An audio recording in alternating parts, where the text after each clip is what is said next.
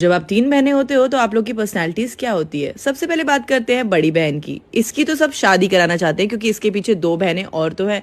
ये हमेशा मम्मी बनने की कोशिश करती है और ये सोचती है कि सारी प्रॉब्लम का सोल्यूशन इसके पास ही है। दूसरे नंबर वाली बहन, इसको ऐसा लगता है कि कोई इसे सीरियस ही नहीं लेना चाहता क्योंकि ये बीच की सिस्टर है, बट एक्चुअली सारी बात इसकी ही मानी जाती है और इससे ज्यादा झगड़ालू सिस्टर तीनों में कोई नहीं होती है। फिर आती है सबसे छोटी बहन, जिसको बाकी की बड़ी दो बहनें बिल्कुल भी सीरियस नहीं लेती और कोई सीक्रेट शेयर नहीं करती, जिससे ये काफी कभी कभी लेफ्ट आउट फील करती है। बट घर की सबसे ज्यादा लायक और सबसे ज्यादा सिंसियर बेटी सबसे छोटी बेटी ही होती है।